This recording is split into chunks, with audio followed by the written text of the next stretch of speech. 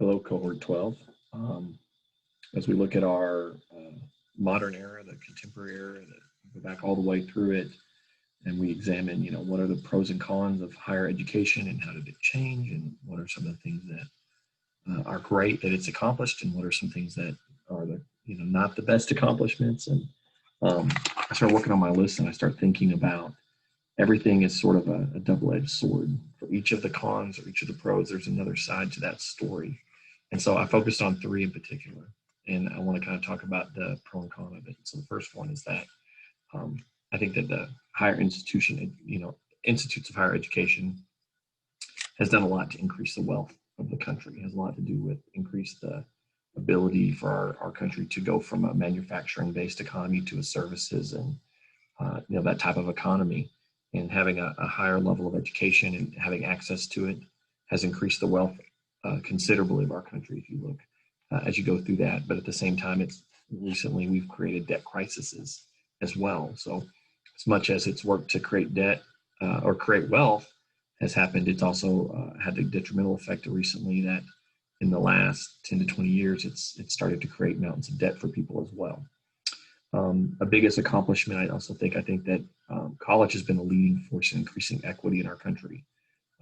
Education in general, higher education colleges have been at the forefront of increasing equity and providing places where, we have opportunity for people who are underrepresented groups or groups that don't have as much opportunity. And that hasn't always been that way, but I think that's one of the things that over time, it's been something that we've been good at higher education institutions. It's just that they've done a good job. They've been at the forefront of it, but on the same side of it now, I think many people will say it's possible that colleges, universities have become too political and that they've focused on a mission that goes away from educating or greater good or all these other things, and they've become very politically active and motivated to create even more change and more things like that, which can be good. I mean, those are things that we need, but it takes away from the mission, the overall mission sometimes if they become too political. And then also sometimes people will say that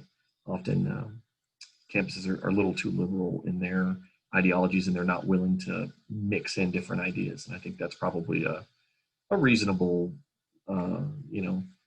statement for people to make, that they've got to be more willing to be open to listening to multiple ideas.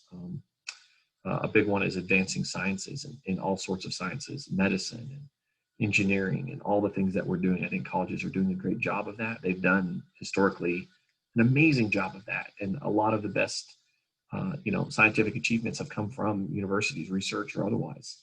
And they've really advanced sciences. They've really advanced the science of teaching. They've advanced the medical science, the sports science. You can name it, food science. A lot of that great stuff we've come from has come from universities. But at the same time, people would say that maybe colleges are stuck in their old ways, and you see all these new technology companies and all these companies that want to act like a technology company. They're all changing the way that they do business and the way that they innovate and how fast they innovate. And you look at companies like SpaceX or any of the Elon Musk companies that he runs and the way that they run them, and Google and Apple and Facebook, and they have to be very lean, and they have to be mobile, and they have to move around.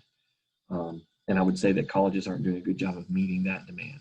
That maybe we're stuck in traditions like, oh, this is the way we've always done it, so we're going to do it this way because Harvard in 1892 did it this way, so that's how we're going to do it. And there's a lot to be said about keeping those traditions alive and good traditions, but sometimes you have to ask yourself, is that something that's going to be good for us? And then at the same time, though, being a bastion of, hey, this is maybe we're not moving so fast because we're going to make sure that we get it right.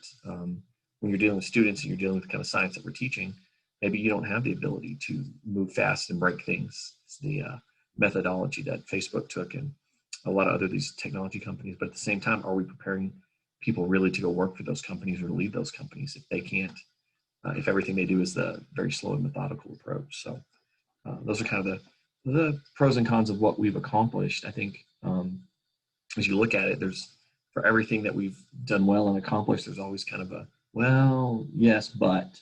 So that yes, but is kind of something that I think about